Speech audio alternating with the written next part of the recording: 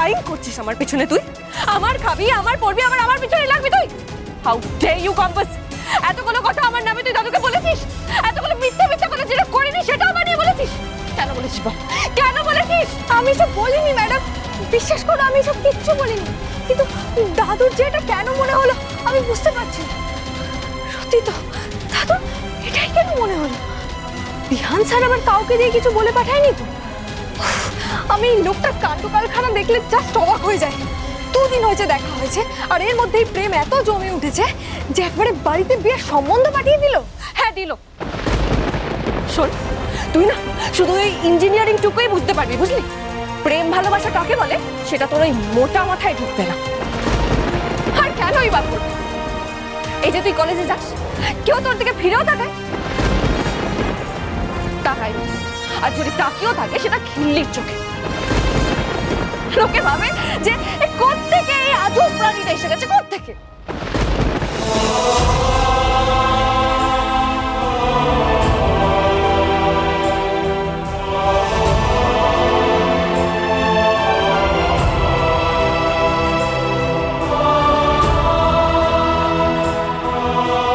হ্যাঁ সেই ঠিকই বলেছো তুমি। শোন, আমি আর বিহান হলাম soulmate. He is my true love, বুঝলি? আর মানেটা যদি না জেনে থাকিস তাহলে ডিকশনারিতে দেখে নে। আরে বাবা, ভগবান চায় আমাদের বিয়ে হোক, তার জন্যই তো সম্বন্ধ এসেছে। সেটা দাদু বিশ্বাস করুক বা না করুক, এটাই সত্যি। আর আমার মনে হয় না যে বিহান নিজে থেকে কিছু বলেছে। আর যদি বলেও থাকে তাহলে তো আমাদের কথা বলাটা উচিত। তোমার মাথাটা কি পুরো খারাপ হয়ে গেছে?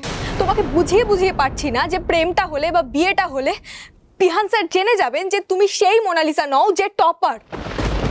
টপার হলাম আমি, পুরো কলেজ সেটা জানি। আর এই সত্যিটা জেনে যাওয়ার পরেও তোমার সোলমেট তোমাকে ভালোবাসবে তো?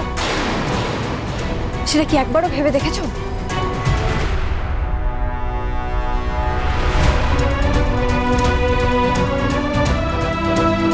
তাই দিবা স্বপ্ন দেখা বন্ধ করে দাদু যেমন বললো সেটা শোনো। নার্সিং হোমে কি কি নিয়ে যাবে সেটা গুছিয়ে নাও। তোমাকে ওখানে সেট করে দিয়ে আমাকে কলেজে ফোন করতে হবে।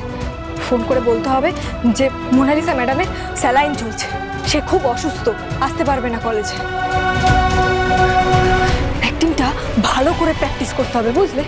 আর সলিড ডায়লগ দিতে হবে যাতে সন্দেহের কোনো অবকাশই না থাকে। আমি আসি, হ্যাঁ?